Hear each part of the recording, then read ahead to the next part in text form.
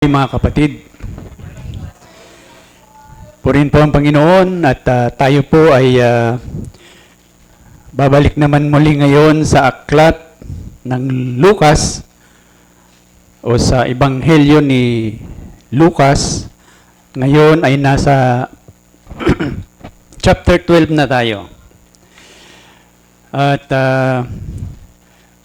unang 4 na verse lang ang ating titingnan sa chapter na ito, pero ito po ay napaka malaman, ika nga. So bilang muling pagtanaw, kasi bagamat chapter 12 na tayo, pero ito'y may kaugnayan pa rin sa chapter 11. Ano?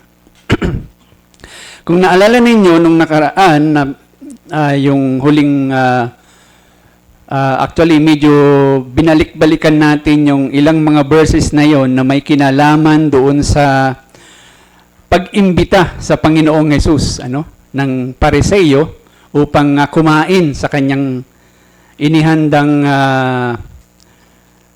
salo-salo. Pero nakita natin doon, yung salo-salo ay nagkaroon ng mainitang mga usapan. Na ang usapan ay nung una ay yung Pariseo nag-react dahil nga sa ginawa o sa hindi ginawa ng Panginoon, na paghuhugas ng kamay, na para sa kanila ay napakahalaga ito tungkol sa kabanalan. Nasabi nga natin noon, napakahalaga sa kanila pero wala naman sa Biblia. Gawa lang nila ito. Gawa lang ng tao. Yung seremonyang iyon na paghuhugas ng kamay. Pero after that ay nakita natin na tinugon sila ng Panginoon, di ba?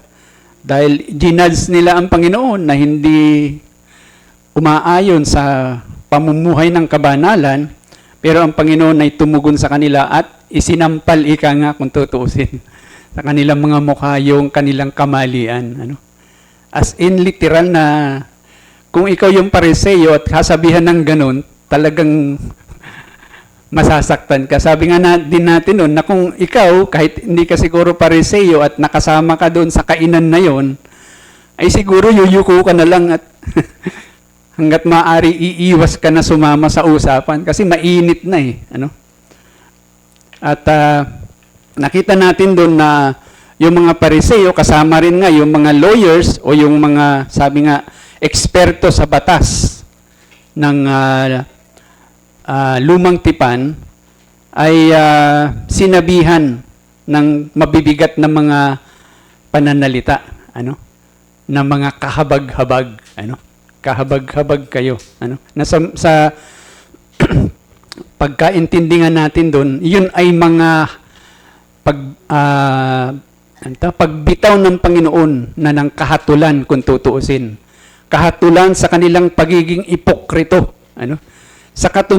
Kahatulan sa kanilang pamumuhay na nakatuon sa mga panlabas na pagpapakitang tao lamang. At kinakalimutan nila yung tinatawag natin na problema talaga sa kanilang puso, sa kanilang kaibuturan ng kanilang pagkatao, na ang problemang iyon ay walang makalulutas kung hindi ang Diyos lang. Kinalimutan nila yun. Bagkus pinipilit nilang lutasin yung kanilang problema sa kanilang pagiging makasalanan, sa kanilang sariling sikap, ika nga. Kaya ang sabi ng Panginoon sa kanila, kawawa kayo.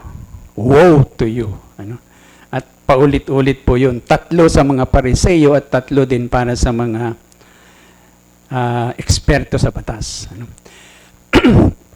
And then, pagkatapos nga nung chapter na yon, dito na tayo ngayon sa chapter 12, pero sabi nga natin, karugtong pa rin ito ng usapin tungkol sa mga Pariseo. Dahil ngayong pangyayari doon, di ba, sabi doon, umalis na ang Panginoon sa salo-salo. Lumabas na siya para magpatuloy ng kanyang ministry ng pagpapahayag ng kaharian ng Diyos. Pero sabi nga doon sa last verse ng chapter 11, dahil sa ginawa o dahil sa mainitang usapan na yon, yung mga Pariseyo hindi na siya tinantanan. Ano? Sinundan na siya ng sinundan at tinatanong na siya ng tinatanong ng kung ano-anong mga katanungan, sabi doon, para siya ay makuhanan ng ebidensya. Para siya ay mahuli dahil talaga ang gusto nila, na kung tutuusin, nagawa naman talaga nila, yung siya ay paratangan upang patayin. Ano? Nasabi nga natin noon, nakakapangilabot na isipin yun. Kasi biruin mo, yung pinagtatangkaan mo ng ganun, ay walang iba kung hindi ang iyong tagapagligtas. Ano? Kundi ang iyong Diyos. Pero ganun ang ginagawa nila. Then dito nga sa chapter 12, sabi nga natin, ito na, lumabas na siya sa bahay at mag-uumpisa na siya ng kanyang ministeryo. Pero doon sa pag-uumpisa niya ng kanyang ministeryo, mayroon siyang pinagtuunan pa rin na may kinalaman sa problema ng mga Pariseyo. Na ito ay tinawag niya na ang libadora ng mga Pariseyo, na tinutukoy na ang libadurang ito ay, sabi niya, ito yung hypocrisy, ano? O yung pagpapaimbabaw, panlabas na pamumuhay. So bago po natin basahin ang salita ng Diyos sa Luke chapter 12 verse 1 to 3, tayo po muna'y manalangin. Amang banal at aming Diyos na makapangyarihan sa lahat, kami nga po ay muling lumalapit sa inyo sa umagang ito. At muli, dinadakilan namin ang inyong kabanalan, ang inyong kapangyarihan, at inaamin, Panginoon, ang aming kawalan ng kakayanan, na kung hindi sa tulong ng inyong banal na Espiritu ay hindi po magiging buhay o hindi po magkakaroon ng kabuluhan ang inyong dalisay na salita sa aming mga makasalanang puso, sa aming mga makasalanang pagkatao. Kung kaya't umaasa po muli kami na ikaw ang magbibigay sa bawat isa ng kakayanang makarinig, makaunawa, at higit sa lahat ay ang pagnanais na panghawakan ng mga katotohanan na ipinapahayag mo sa amin at magkaroon kami ng kakayanang maisabuhay ang lahat ng ito para sa inyong kaluwalhatian. Ito nga po ang aming dalangin ngayon sa ngalan ng inyong anak na si Jesus. Amen. Ito po ang salita ng Diyos sa aklat ni Lucas chapter 12 verse 1 to 3. Akin pong babasahin at sundan na lang po ninyo. Lucas 12, 1 to 3. Pakinggan po natin ng may pagpapakumbaba. Samantala, nang magkatipon ang libu-libong tao na anupat sila'y nagkakatapakan na sa isa't isa, nagpasimula siyang magsalita muna sa kanyang mga alagad. Mag-ingat kayo sa libadora ng mga Pariseyo na ito'y pagkukunwari. Walang bagay na natatakpan na hindi mabubunyag at walang bagay na natatago na hindi malalaman.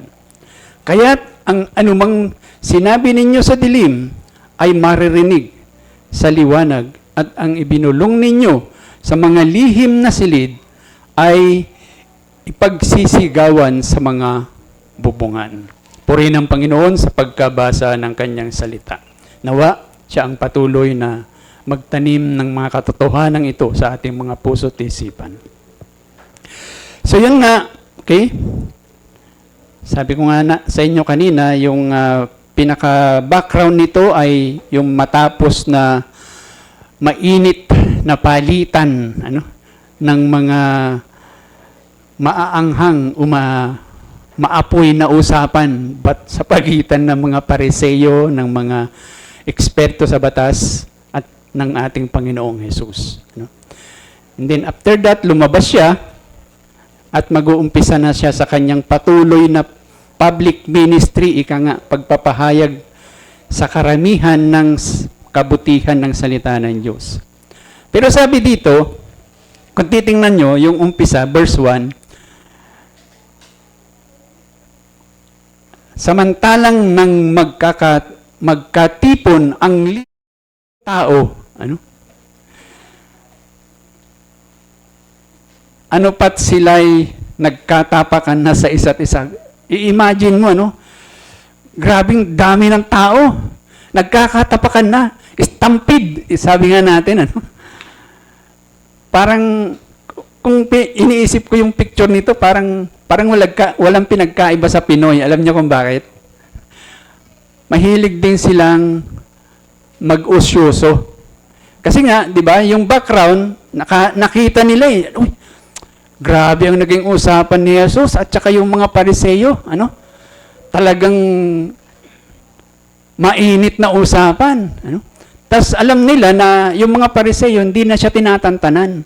Ali kayo, tingnan natin, ano? Pakinggan natin, ano? So sabi dito, libo-libo, as in, actually sa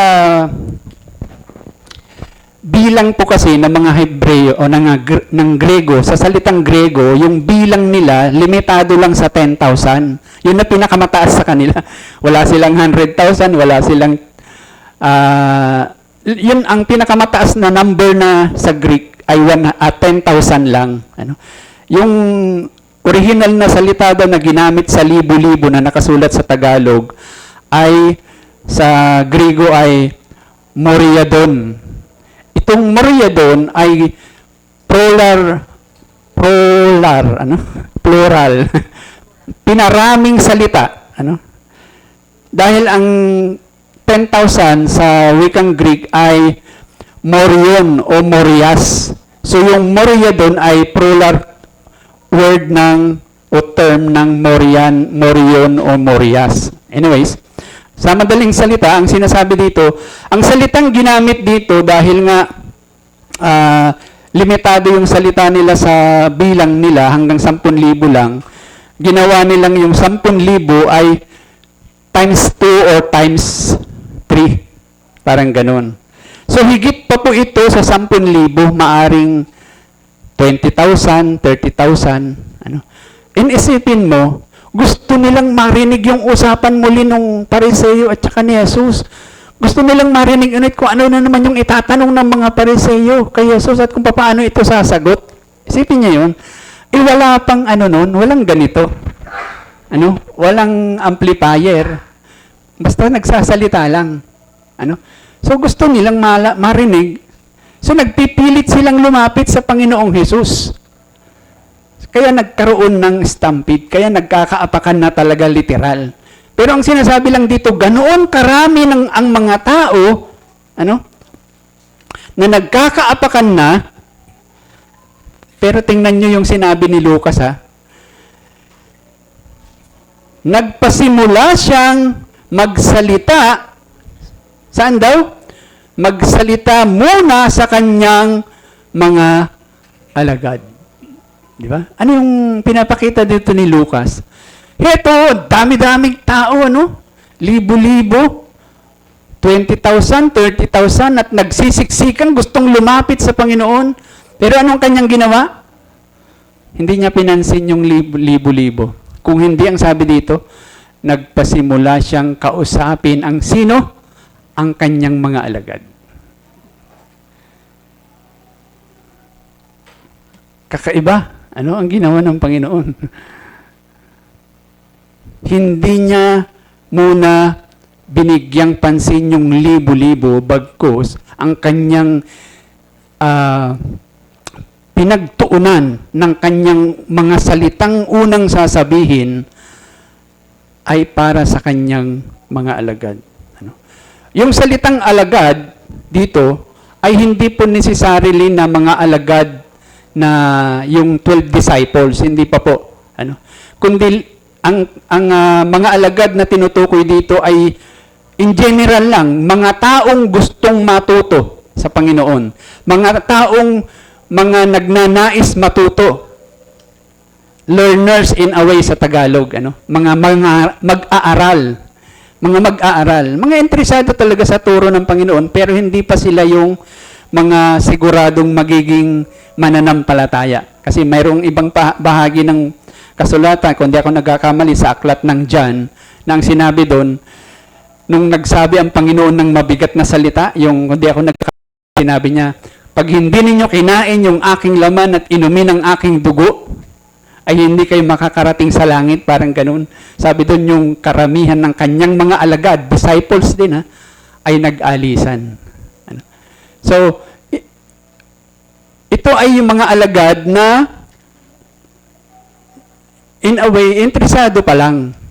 Interesado pa lang sa kanyang mga turo. Gusto pa lang marinig ang kanyang mga turo. But at the same time, sa mga alagad na ito, of course, alam natin, dito manggagaling ang kanyang 12 disciples, dito manggagaling yung mga unang mga mananampalataya na magiging mga leaders sa mga church, sa mga nung unang siglo nga ng iglesia, yung unang mga maitatag na kongregasyon, sila yon. Doon manggagaling sa mga tinatawag na mga disciples na ito, na kanyang unang-unang, sabi diyan, isinantabi niya yung libo-libo, isinantabi niya yung napakarami, at nag-focus siya doon sa mga alagad lang muna. Ngayon, ano ba itong tinatawag natin na kanyang, ano tawag natin dito? Concern. Ano ba yung gusto niyang pagtuunan ng pansin? Bakit inignore muna niya yung napakaraming tao at nag-focus siya sa kanyang maliit na grupo, sabihin na lang natin, ng kanyang mga alagad. Nag-focus siya doon sa mas konti. Inignore niya muna yung napakarami. Ano ba yung kanyang gustong pagtuunan dito? Okay. Dito makikita natin na mayroon kasing concern ang Panginoon. Ano yung concern niya? Ito nga yung may kinalaman sa problema talaga ng mga Pariseo. Problema ng mga maling guro, ng mga bulaang guro, sabihin na lang natin, sa panahon natin ngayon. At ano yun? Yun ngang tinatawag na pagiging ipokrito. Na binigyan niya dito ng yung illustration na ginamit niya dito ay libadora ng mga Pariseo.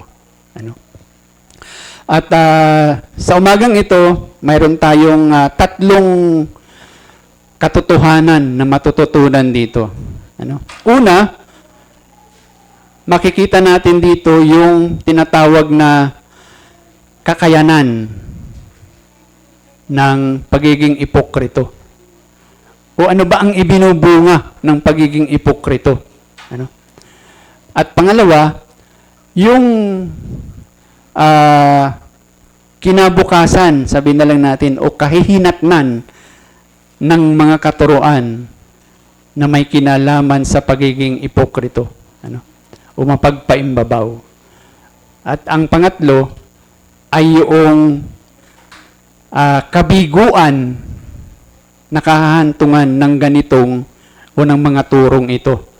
O ng ganitong klase ng pamumuhay. Ano ba ang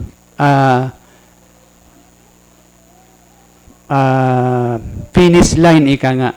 Ano ba ang mangyayari talaga sa katapusan nito? Walang iba kung hindi kapahamakan o kabiguan. Yan pong tatlong iyan. So dito makikita natin, nasa verse 1, sabi diyan, samantalang sila ay samantalang nagkakatipon ng libu-libong tao, sabi diyan, nagpasimula siyang magsalita muna sa kanyang mga alagad. Okay? At ano yung kanyang sinabi? Mag-ingat kayo sa libadora ng mga Pariseo na ito ay pagkukunwari. Okay. Siguro pamilyar naman tayo sa libadora. O kung sa mga mahilig kumain ng tinapay, masarap yun dahil sa libadora. Yung harina ay nilalagyan ng libadora para umalsa, kung di ako nagkakamali. Pero yung inihahalong libadura, kung halimbawa sinlaki ng ulo ko yung minasang harina, kapirasong libadura lang yun. So isipin nyo yun, epekto ng libadura sa isang malaking bloke ng minasang harina, kahit maliit lang siya, pero kaya niyang impluwensyahan o kaya niyang maapektuhan yung ganong kalaking tinapay o sabi na nating harina. So yun po yung sinasabi ng Panginoon dito, na mag-ingat kayo sa libadura kasi ang libadura ng mga Pariseyo ay nakaka-impluwensya talaga. Tawag ito? Kumbaga sa sakit, may infection yan. Madaling kumalat yan. Yan yung paalala ng Panginoon, na makikita natin. Nasabi nga natin, yan yung una na mapag-aaralan natin mamaya. Yung paano ba ito nakaka-apekto? Ano ba yung kanyang impluwensya? And then sa verse 2, nakita natin yung ano ba ang mangyayari, di ba? Sa ganitong pamumuhay o katuruan ng mga Pariseyo. Sabi niya diyan, walang bagay na natatakpan na hindi mabubunyag at walang bagay na natatago na hindi malalaman. So ano ang kinabukasan? Ang kinabukasan, dahil nga ang pagiging ipokrito o ang mapagpaimbabaw ay tinatakpan yung katotohanan sa loob na kasalanan para itago yung kasalanan. Pero ang sinasabi dito ng Panginoon, ilalabas yan. Mabubunyag yan. Yung pagkakatago-tago ay malalaman. Ang tawag natin dito, na kung tutuusin, ito po ay pagtanaw sa huling mga araw, yung tinatawag nating final judgment. Na doon talaga sa final judgment, wala na pong maitatagong mga kasalanan. Lahat ay lalabas. May kasabihan nga tayo sa Tagalog, di ba? Walang kasalanang hindi nabubunyag. Mayroon tayong kasabihan ganyan. Walang nakatago na hindi lalabas. So yan po yung kinabukasan o yung tinatawag nating fruit ng pagiging ipokrito. And then yung number 3, verse 3, yung talagang magiging resulta sa kahuli-hulihan, ang magiging kahahantungan ay walang iba kung hindi kabiguan. Bakit? Kasi sabi sa verse 3, kaya't ang anumang sinabi mo sa dilim ay maririnig sa liwanag at ang ibinulong mo sa lihim o lihim na silid ay ipagsisigawan sa bubungan. Finally, sinasabi ng Panginoon, sa huling mga araw, ang pagtatago ng kasalanan, ang pagtatakip ng kasalanan ay mailalabas. Na kumbaga, kung ang pamamaraan mo para solusyonan yung problema sa kasalanan ay ang pagtatakip lamang, ang panlabas na pagpapakita lamang ng iyong pagiging banal, sinasabi ng Panginoon, sa bandang huli, kabiguan ang kahantungan mo niyan. Dahil lahat ng iyan ay malalaman. So ano nga ba ito? Okay? Ano nga ba itong libadura na ito? Balikan natin. Atin ng bubulat-latin, ika nga. So yung ipokrito, pagiging ipokrito na sinasabi ng Panginoon na inilarawan niya na parang libadura na nagpapaalsa sa tinapay, ay sinasabi ng Panginoon na ito po ay dapat na pag-ingatan. Ito po ay dapat na, sabi ng Panginoon, ingatan ninyo ang inyong sarili sa gawaing ito ng mga Pariseyo. Na ang sinasabi ng Panginoon, ang gawaing ito ay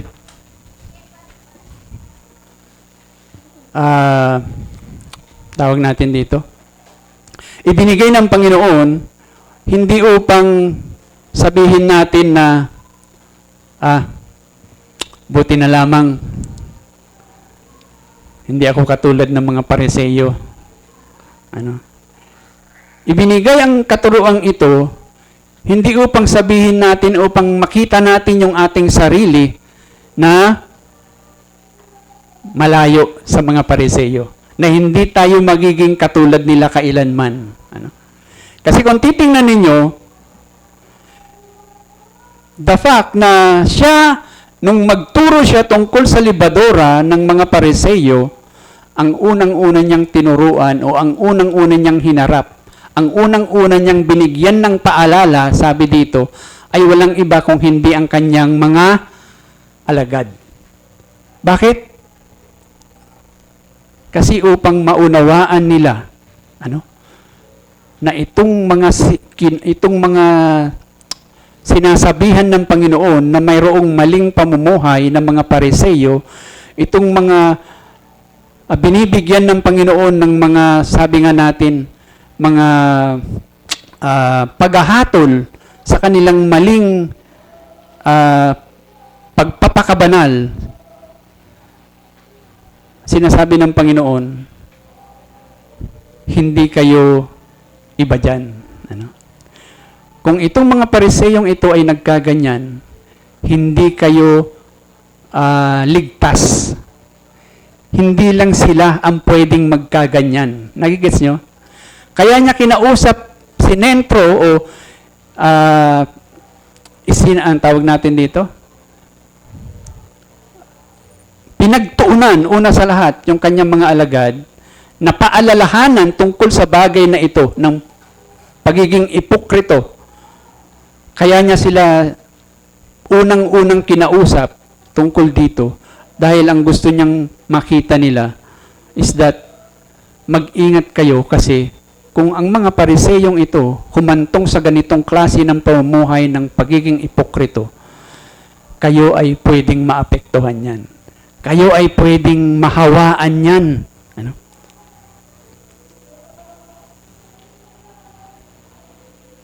Kumbaga, huwag ninyong sabihin na buti na lang, mas banal ako kaysa mga Pariseyo. Buti na lang, mas matured ako kaysa sa mga Pariseyo. Buti na lang, mas matapat ako na disipulo ng Diyos kaysa sa mga Pariseyo. Ang gustong ipakita dito ng Panginoon, kung kaya't sila ang mga alagad muna ang kanyang kinausap, kasi pinapaalala niya sa kanila na mag-ingat kayo kasi hindi kayo malalayo sa kanila kung hindi kayo mag-iingat. Maahawaan kayo nila niyan. Or sa madaling salita, kung ang mga Pariseyo ay humantong sa ganyan, kayo ay pwede ring humantong sa ganyan kung hindi kayo mag-iingat. Bakit nga ba? Kasi nga, ang libadura na tinutukoy dito ng Panginoon ay sinasabi niya kasi, kung titingnan natin ang libadura, nakakahawa kasi talaga yan. Ang libadura ay hindi po pwedeng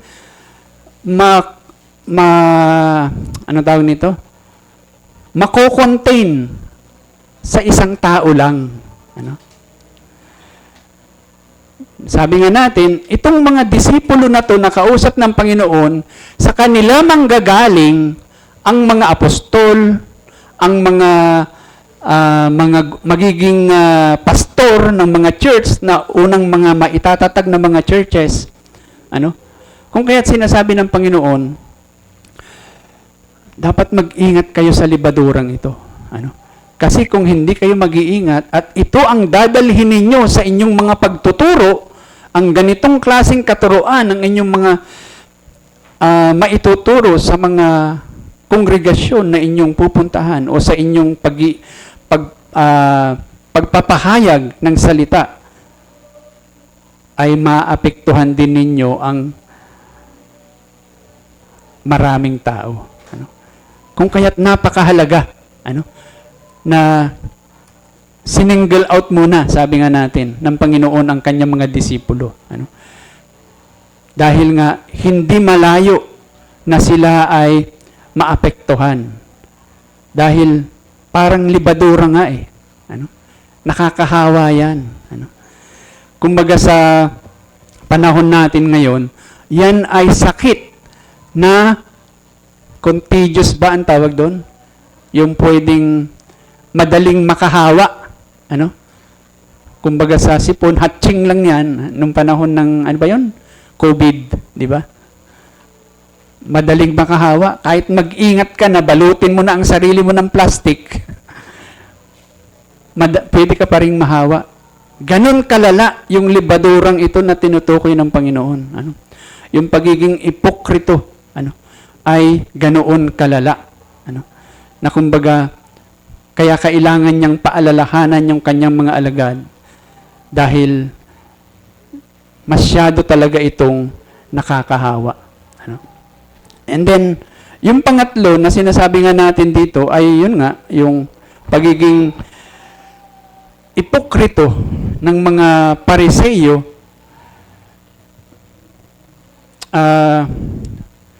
Kaya natin sinabing, ano bang ipinapakita nila? Paano ba sila nabubuhay? Bakit sila tinatawag na mga ipokrito? Bakit sila tinatawag na mga mapagpaimbabaw? Ganito kasi ang ginagawa ng ipokrito. Para sa kanya, yung kasalanan ay hindi big deal. Minamaliit niya ang kasalanan. Kumbaga, hindi niya talaga naiintindihan kung gaano ito kaseryoso.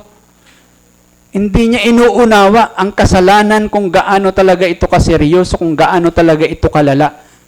Bakit? Kasi nga, iniisip niya na kaya niya itong solusyonan Di ba? Kumbaga, kaya niya itong takpan sa kanyang mga panlabas na mga gawain.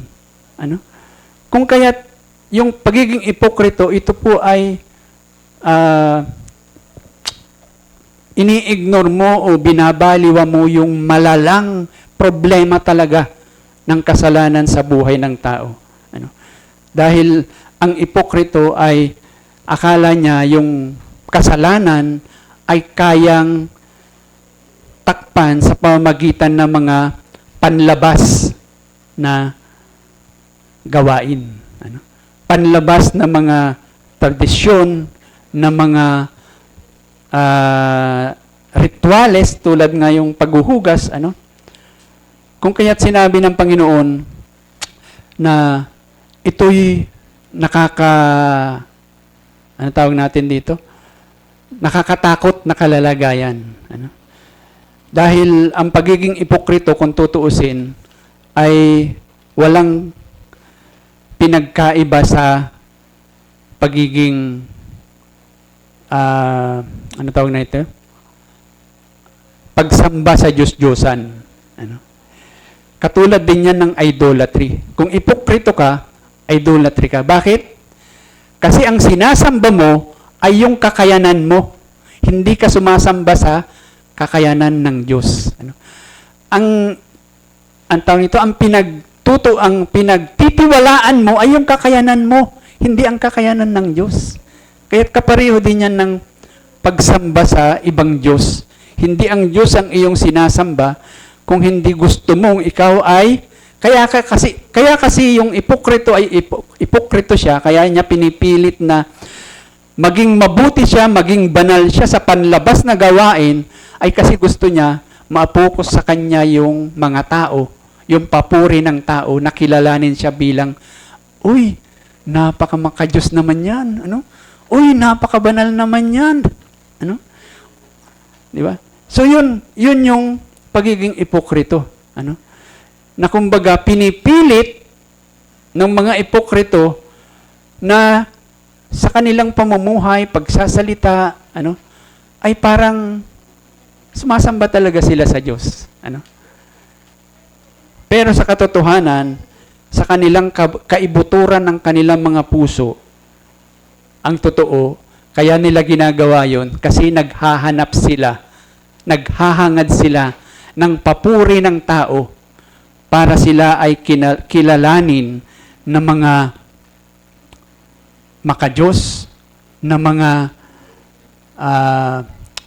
banal, ano?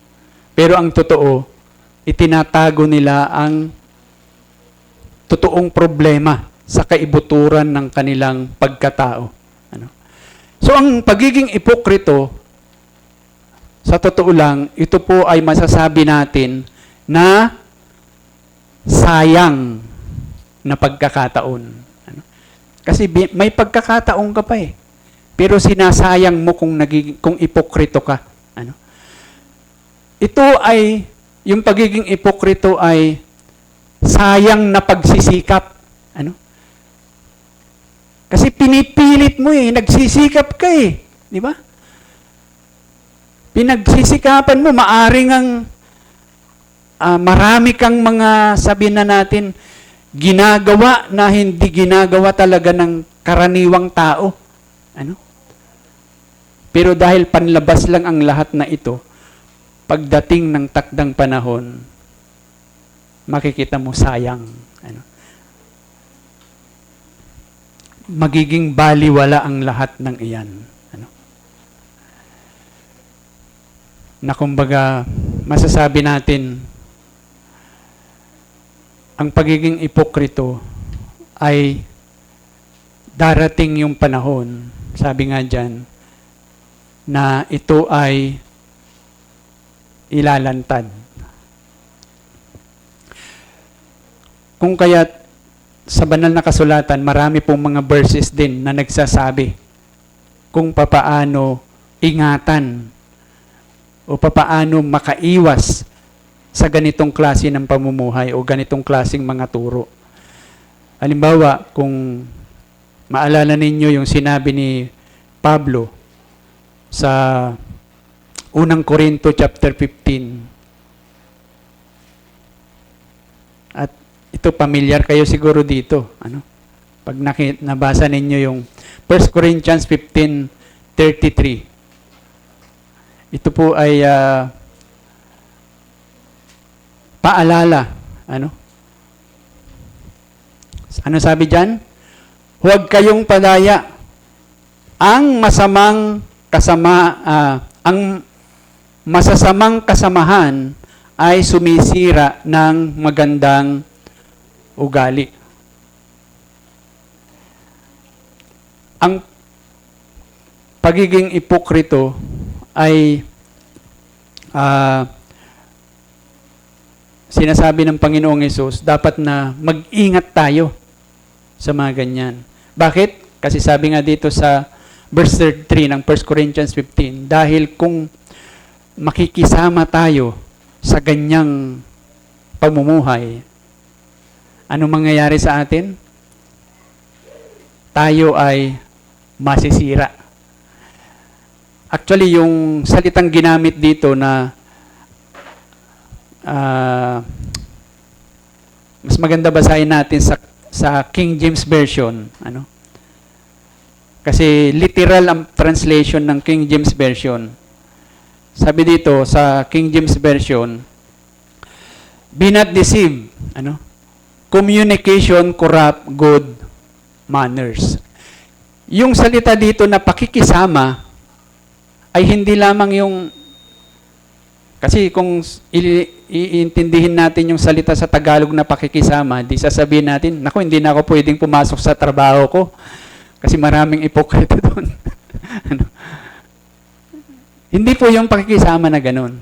Kundi kung titingnan natin sa King James Version, sabi nga natin, mas literal ang translation nito sa original na wika, sa Grego. Sabi dito, evil communication. Meaning, ang sinasabi dito, yung pakikisama dito ay hindi lang yung kasama mo sa trabaho, kundi yung ikaw ay tawag natin dito, nakikisama o nakikinig sa kanilang mga maling katuruan. Ikaw ay ini-expose mo ang iyong sarili sa kanilang maling pamumuhay o maling turo.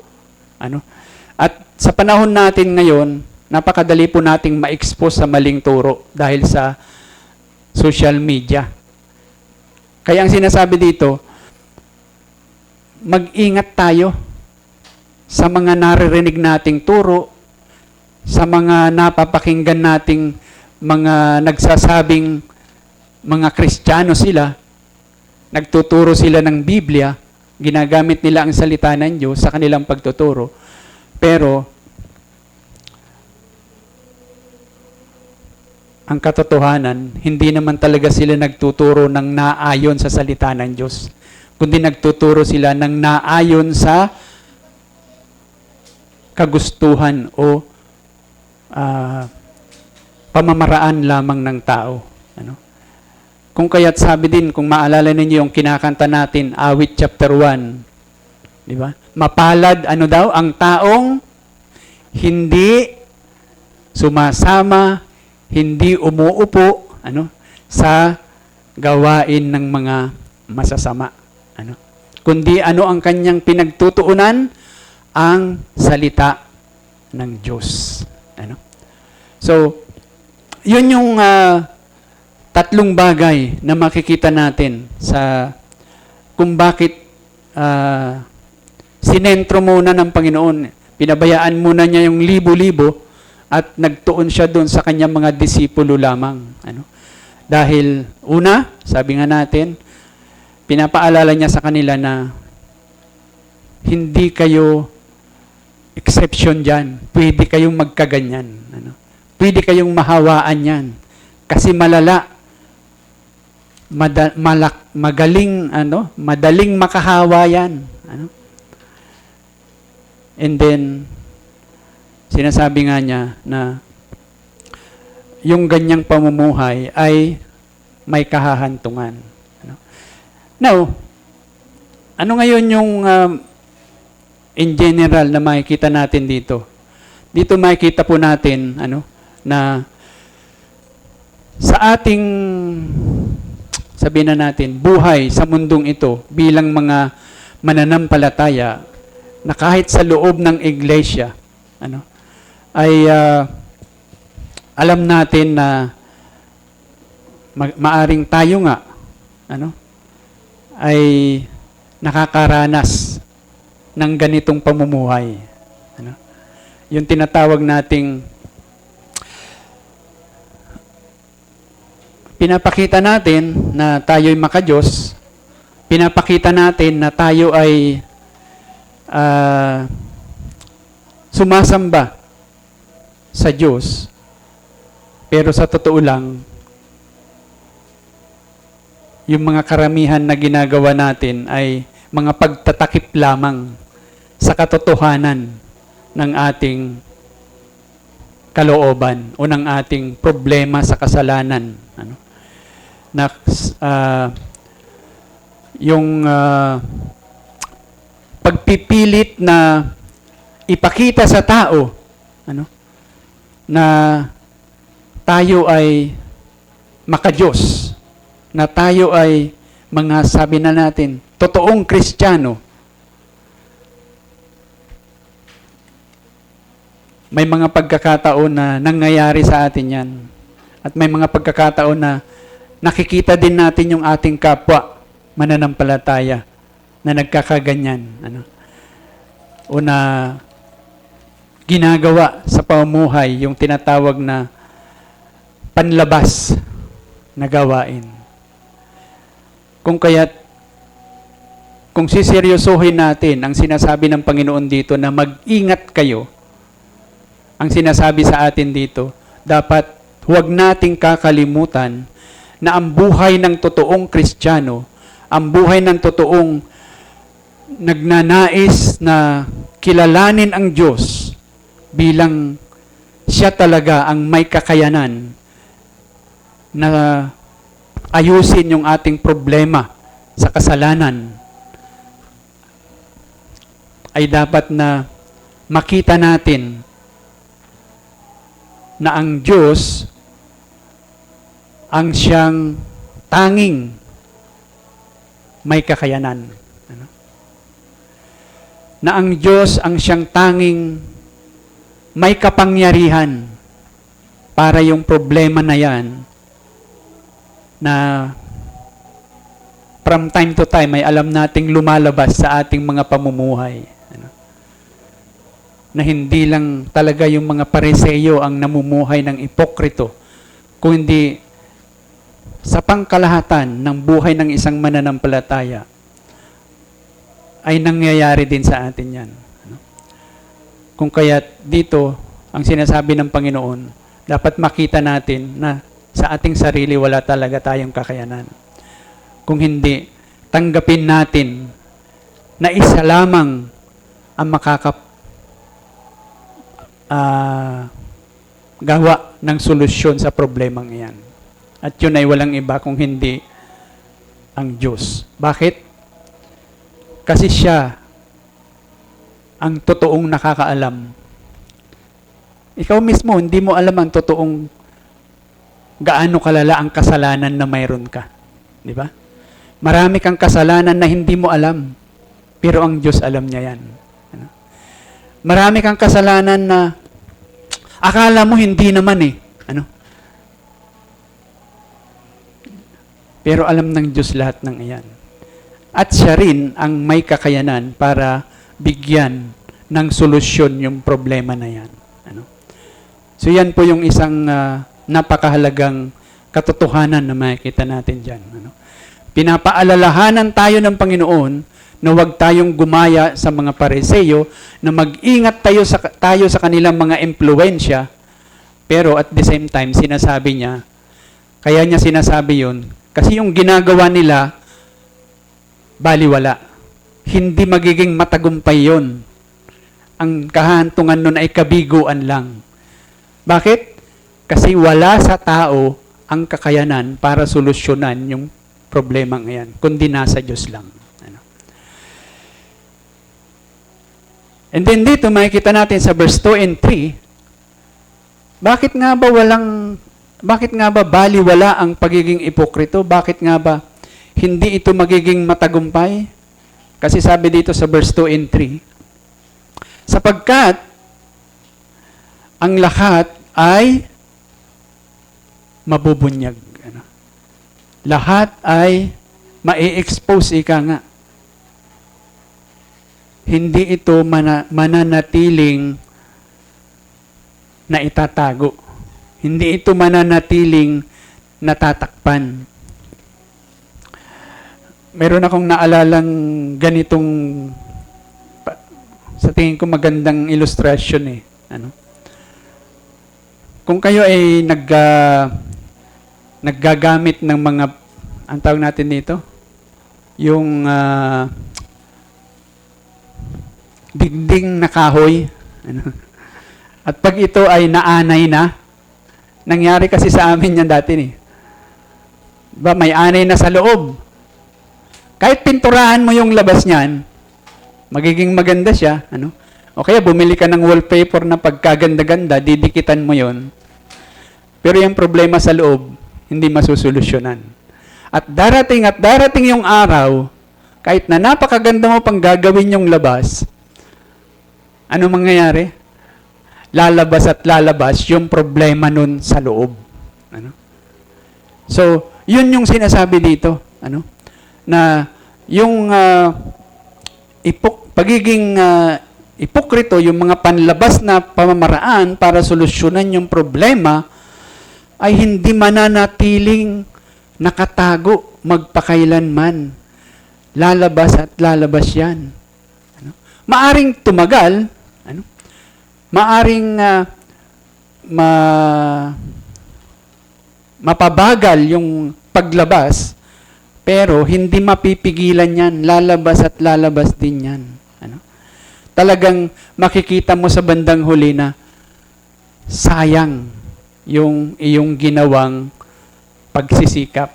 Makikita mo sa bandang huli na sayang yung pagkakataon na ibinigay. Ano? Kung naalala nyo pa, yung Luke chapter 8, na pag-aralan na natin nung nakaraan, ano? Naalala nyo yun? Sa Luke chapter 8, meron tayong napag-aralan na dati dun eh. Verse 17. Ano sinabi dati? Sa Luke chapter 8, verse 17, ito po, sabi niya, sapagkat walang natatago na hindi mahayag o walang lihim na di malalaman at malalantad. Ano? Kasi itong usapin na ito tungkol sa paalala ng Panginoon na walang maitatago kundi lahat ay malalantad ay talagang paulit-ulit po yan na ipinapaalala ng Panginoon sa mga nakikinig sa Kanya. Ano? Sa mga na tinuturuan niya. Na sa Panginoon, walang natatago. Na pwede mong itago yan sa kapwa mo tao. Ano? Pwede mong itago yan sa panlabas. Pero eventually, lalabas at lalabas yan. Ano? Kahit nga sa mga pang-araw-araw na pamumuhay, di ba? Nakikita natin. Ano ba yung lumabas kamakailan lang na nabunyag sa, ano ba tawag natin ito? Flood control project. Sa mga ghost project. Di ba? Matagal na naitago yun. Matagal na nagkamal ng mga mali-maletang pera yung mga politiko. Pero eventually, lumabas. Hindi nanatiling nakatago. Ano? Kaya ang sinasabi dito ng Panginoon, ang ganitong klase ng pamumuhay, kung lumalabas yan sa normal na pamumuhay ng tao sa mundo, mas lalo pa sa Diyos. Bakit? Kasi sa Diyos, hindi lang yung panlabas ang nakikita ng Diyos. Nagets nyo? Kundi pati yung kalooban. Pati yung hindi natin sinasabi, pati yung pinipilit nating itago sa Diyos, alam niya ang lahat. At higit sa lahat, sa Revelation chapter 20, verse 11 to 15, yung tinatawag nating final judgment, ano? Wala na talagang maitatago doon. Kasi ang sabi doon, may mga libro doon na doon nakasulat talaga ang lahat ng ginawa ng mga tao. At bubuksan ng lahat ng iyon. At doon ay ipapakita ang lahat. Ipapahayag ang lahat sa harapan ng marami o ng sangkatauhan kung ano talaga yung mga nakatago na akala mo'y naitago pero ilalabas ang lahat. Ano? So yun po yung dahilan kung bakit sinasabi ng Panginoon, mag-ingat kayo. Kasi ito yung kakahantungan niyan. Ano? And then ang pangatlo, sa verse 3, ano nga ang sinabi?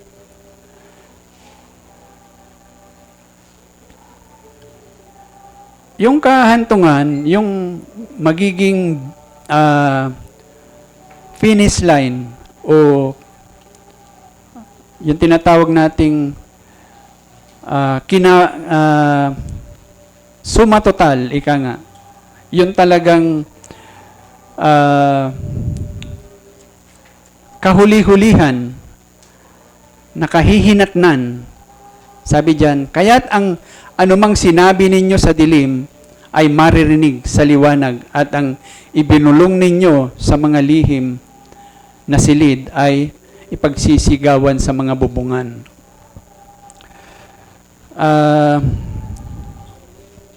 nung kanilang panahon, mayroon silang yung ginagawa daw nila sa kanilang mga bahay, bukod sa may dingding sa labas, mayroon silang ginagawa sa pinakagitna ng kanilang bahay na maliit na kwarto lang. Wala talagang bintana yon. Pag pumasok ka doon, madilim talaga. Bakit? Kasi doon nila itinatago ang lahat ng kanilang mga mahalagang bagay. Ano?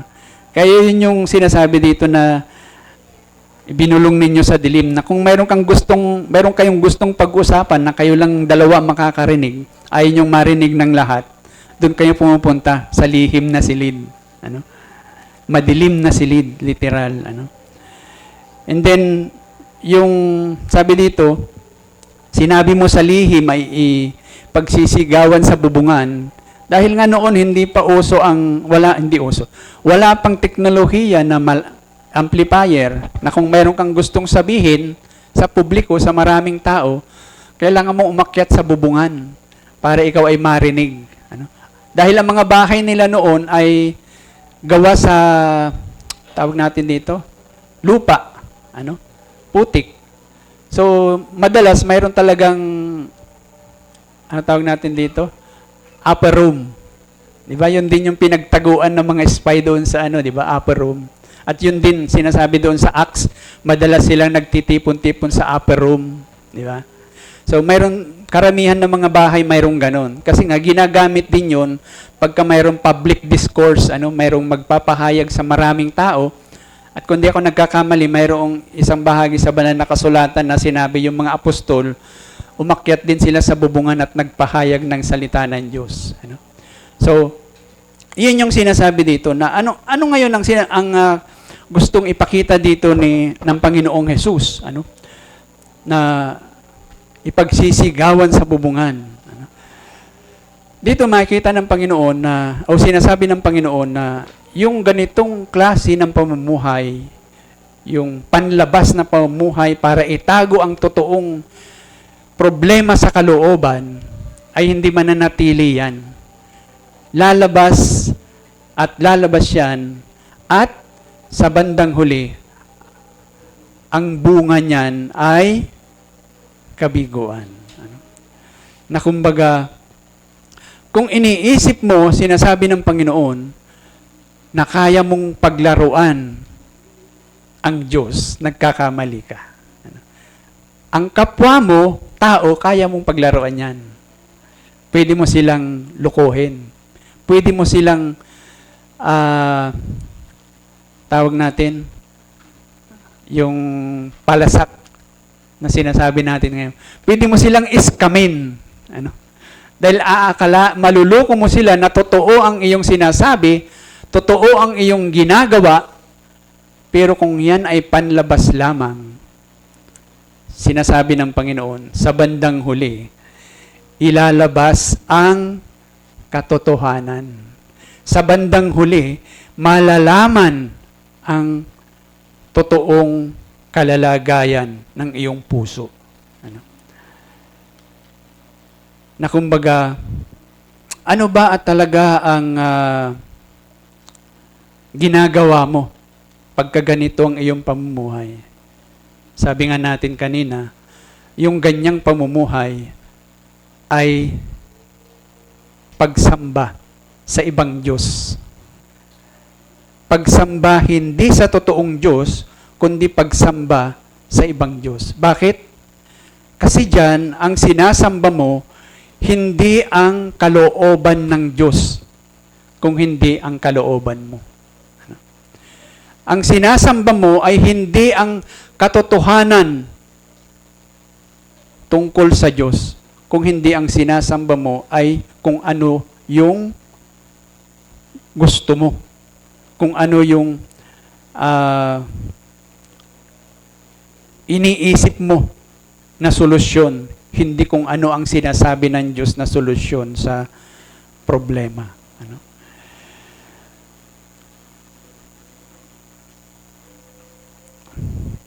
Masasabi natin na sa ginagawang yung sinasabi dito ng Panginoon is that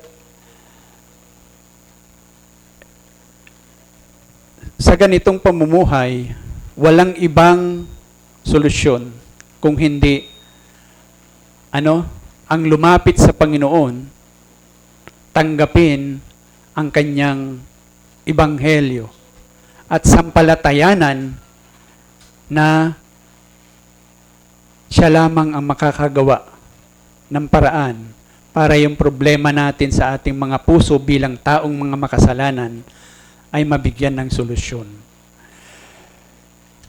Alam natin na yung ganitong problema sa pagiging ipokrito ay hindi masusolusyonan yan sa pamagitan lamang ng babala. Hindi mo pwedeng sabihin sa sarili mo o sa kapwa mo na itigil mo na yan. Kasi mali yung ganyang pamumuhay. Hindi mo pwedeng basta sabihin niya na titigil na siya. Ni ang sarili mo, hindi mo pwedeng sabihin sa sarili mo, sarili, magbago ka na. Kasi kapahamakan ang kahantungan mo. Kahit paulit-ulit mo pang sabihin sa sarili mo yan, hindi mo magagawang solusyonan yan. Kundi ang sinasabi dito ng Panginoon, mayroong isang tanging makakagawa lamang ng solusyon sa problemang iyan. Mayroon nga daw isang tawag natin dito, Christian institution, hindi na lang natin sasabihin, na dahil uso yung pornography sa social media, so sabi daw nung pinaka-presidente ng institution, Christian institution na yon, sa abroad po ito, maglalagay tayo ng, di ba, meron yung inilalagay sa internet na, ano tawag doon, yung parang program na filter na tinatawag para kung mayroong gumamit ng internet at nanood siya ng mga hindi dapat na pinapanood sa internet, yung filter na yun ay i-reveal. Pagka tiningnan ulit yung ginamit na computer o na gadget ng taong gumamit nun, makikita na nanood siya. So, yung institution na yun, sinabi sa lahat ng empleyado na maglalagay tayo ng ganito para makaiwas sa panonood ng maling mga panoorin o hindi dapat na pinapanood. Ano sa tingin nyo nangyari? Hindi na nga, nakaiwas na nga. Sabi doon, after 6 months, yung vice president pa mismo ng institution na yon ang nahuli na nanood ng pornographic na panoorin. Anong sinasabi natin dyan? Kasi nga, ang kasalanan ay na mayroon tayo ay hindi po kayang pigilan yan sa pamagitan lamang ng, uy, wag mong gawin yan, masama yan. Uy, wag mong gawin yan, mapapahamak ka dyan. Diba? Yung simpleng lang, diba? No jaywalking. Hindi na nga jaywalking yung nilalagay ngayon eh. Huwag tumawid, nakakamatay. Diba? Makita mo yung tao, talagang gusto niya yung sundin yung makasalanan niyang pag-uugali eh. Di ba? Huwag magtapon, may bayad. Di ba? Makita mo, ang dami-daming basura. Ganun ang tao. Yun yung problema ng pagiging ipokrito. Ayaw niyang sumunod sa salita o sa kalooban ng Diyos, kundi gusto niyang sundin yung sarili niya. Nung panahon ni Duterte, gustong labanan ang tawag nito, yung bato, ano ba tawag doon? Droga, di ba? At sabi nga, maraming pinatay dahil sa droga na mga nahuhuli. Alam ng mga drogista alam ng mga pusher na talagang matindi ang paghabol sa kanila. Pero anong ginagawa? Ginagawa pa rin. Di ba? Ginagawa pa rin. Yun yung katangian natin, yung ating lumang pagkatao. Ano? Na hindi tayo mapipigilan sa pamagitan lamang ng salitang, huwag mong gawin yan, kasalanan yan. Huwag mong gawin yan, mapapahamak ka dyan. Huwag mong gawin yan, pupunta ka sa impyerno kahit sabihin mo yun. Hindi mo mapipigilan yan. Ang taong ipokrito, sabi nga, ay handang bumangga sa pader para lamang sundin ang kanyang gusto. Ano? Para lamang pagbigyan ang kanyang sariling pagnanais, ang kanyang sariling pagnanasa. Hindi mo mapipigilan yan sa pamagitan lamang ng simpleng stop. Kung hindi ang sinasabi dito ng Panginoon, ang tanging paraan lamang para ang isang tao na tulad nyo at tulad ko, tulad ng mga Pariseyo, na masolusyonan yung maling pamumuhay ay walang iba kung hindi ang ginawa o ang gawain ng Diyos. Okay? Masusolusyonan lamang yan kung tayo aaminin natin yung ating sarili sa harapan ng Diyos, kung sino talaga tayo. Ano? Aaminin natin na tayo ay, ano sabi doon? Totally depraved. Totoong makasalanan at walang kakayanan na baguhin yung ating sarili. Ano? Kumbaga,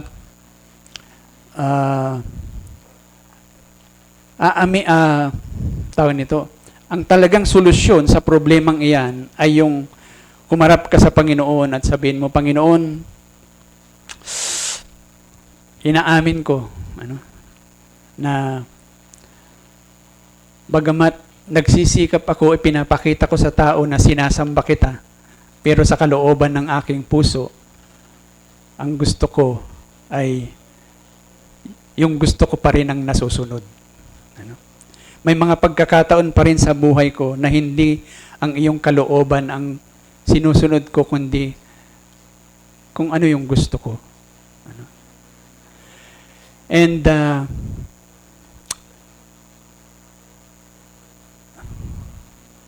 mababago lamang ako kung ikaw ang kikilos sa akin.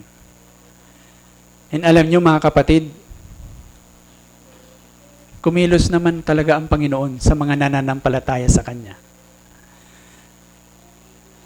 Hindi naman tayo pinabayaan sa ganitong kalalagayan. May ginawa na ang Diyos sa atin. Naalala niyo pa ba yung Romans 5 verse 8 to 11? Ano sinabi ng Panginoon sa pamagitan ni Apostol Pablo? Tingnan natin. Kung hindi nyo pa ito na memorize, basahin natin.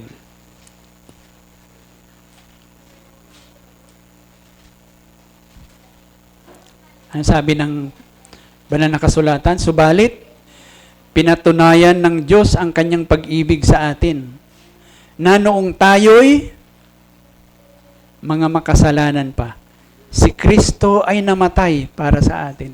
Ano? Lalo pa nga ngayon, itinuturing tayong ganap sa ano daw? Sa pamagitan ng kanyang dugo ay iniligtas, maliligtas tayo sa galit ng Diyos sa pamagitan niya. Di ba? Sapagkat kung noon ngang tayo'y mga kaaway pa, ay ipinagkasundo tayo sa Diyos sa pamagitan ng kamatayan ng kanyang anak. Lalo pa ngayong ipinagkasundo na, ay maliligtas tayo sa pamagitan ng kanyang buhay. At hindi lamang gayon, kundi tayo'y nagagalak din sa Diyos sa pamagitan ng ating Panginoong Hesus, na sa pamagitan niya, tinamo natin ngayon ang pakikipagkasundo. Diba?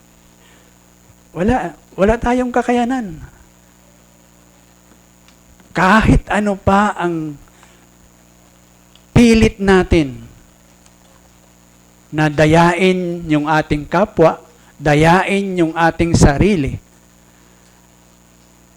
lalabas at lalabas ang katotohanan. Kung kaya't alam ng Diyos yan. At ano ang kanyang ginawa? Sabi doon, nung tayo'y nasa ganyang pangkalagayan, ibinigay niya ang kanyang bugtong na anak.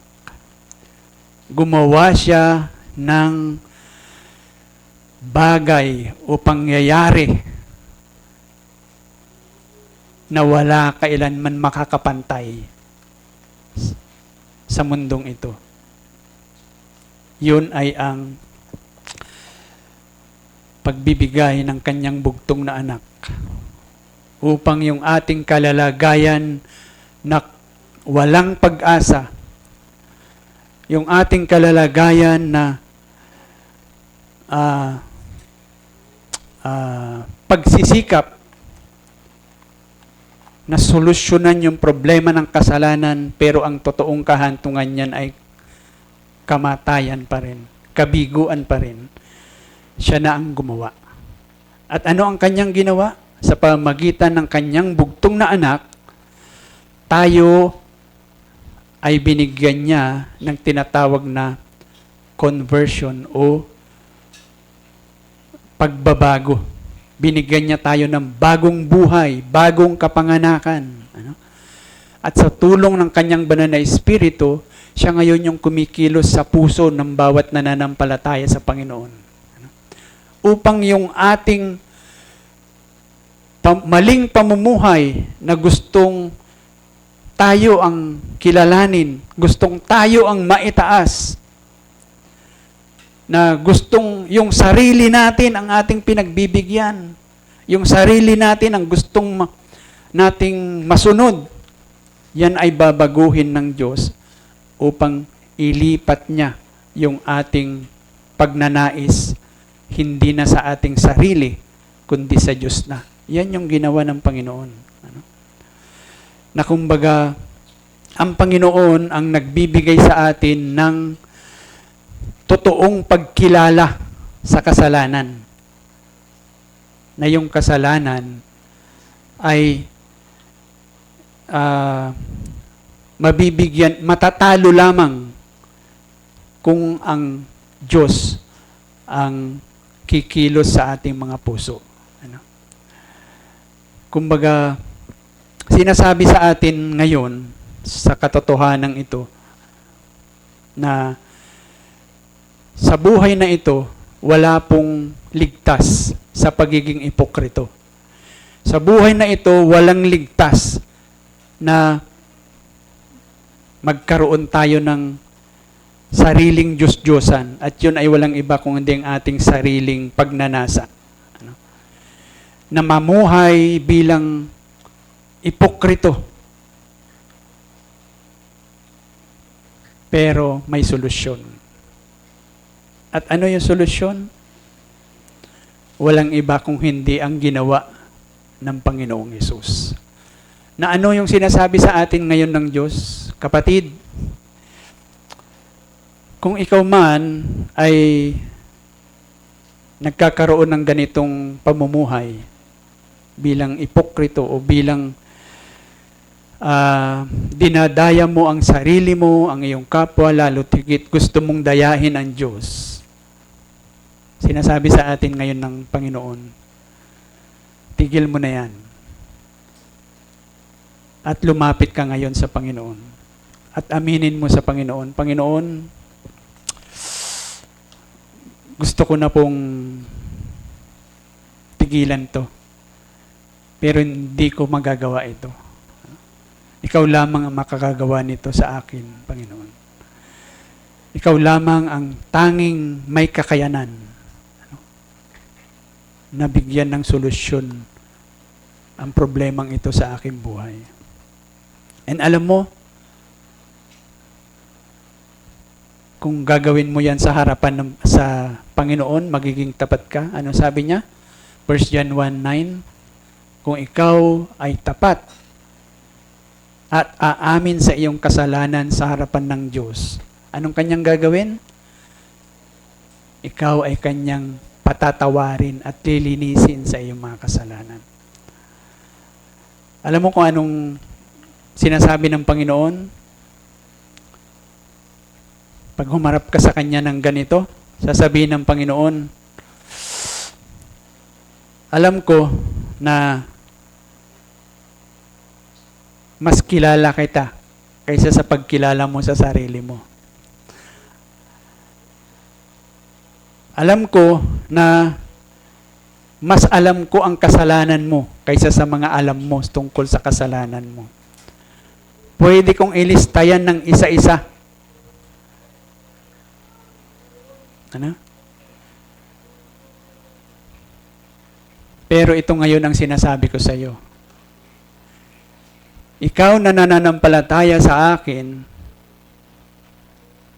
sinabi ko na sa harapan ng aking Ama, bago palalangin ang sanlibutan, na ang kasalanan ng taong iyan ay aking dadalhin sa krus ng Kalbaryo. Ang kasalanan ng taong iyan ay hugasan ko ng aking dugo. Ano? Kung kaya't, anong sinabi ng Panginoon sa kanyang salita?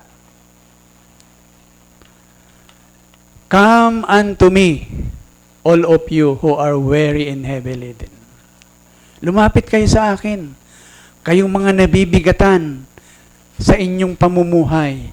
Kayong mga nabibigatan sa susumikap na takpan ng inyong mga kasalanan. Mabibigatan kayo dyan.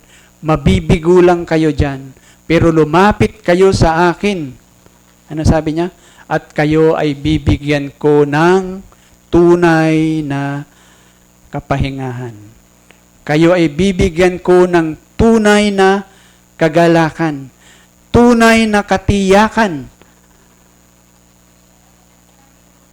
at kapahingahan sa inyong mga kabigatan. Yan po ang pangako ng Panginoon. Tayo po'y manalangin. Amang banal at aming Diyos na makapangyarihan sa lahat, tunay nga po, Panginoon, na sa iyong mga unang mga disipulo ay iyong pinaalalahanan dahil alam mo na hindi po sila ligtas sa maling katuruan ng pagiging ipokrito, sa maling katuruan ng mga panlabas na pamumuhay upang ipakita ang kanilang kabanalan. Dahil ang tanging solusyon lamang ay ang iyong ginawa sa krus ng Kalbaryo. Panginoon, tulungan niyo po kami dahil ikaw lang makakagawa nito sa aming mga puso. Na kami, Panginoon, ay tunay na bigyan mo ng pagbabago sa kaibuturan ng aming mga puso. Panginoon, kumilos ka nga po, Panginoon, upang kami ay totoong ikaw lamang ang siya naming sasambahin. Kumilos ka sa aming mga puso, Panginoon, upang yung aming maling pagnanais sa aming pamumuhay ay mapalitan ng pagnanais na tanging sa iyo lamang kami magnanais, Panginoon. Na tanging ikaw lamang ang siya naming nanaisin at wala na pong iba. O Panginoon, kaawaan mo po kami sapagkat sa aming mga puso ay tunay, Panginoon, na wala kaming magagawa. Ngunit sa iyo, Panginoon, ay walang imposible. Dahil nagawa mo na nga ang napakadakilang bagay nung ipadala mo ang iyong bugtong na anak upang siyang mamatay sa aming lugar, Panginoon, na dapat kami ay mamatay dahil sa aming mga kasalanan. Ngunit isinugo niyo siya upang siya ang mamatay para sa amin. Kaya, Panginoon, kaawaan mo po kami na maligtas sa tiyak na kapahamakan, kundi tunay na magkaroon ng katiyakan dahil sa iyong ginawa sa amin. Ito ang aming dalangin. Sa inyo, ibinabalik namin ang kapurihan at pasasalamat sa pangalan lamang ng aming Panginoong Jesus. Amen.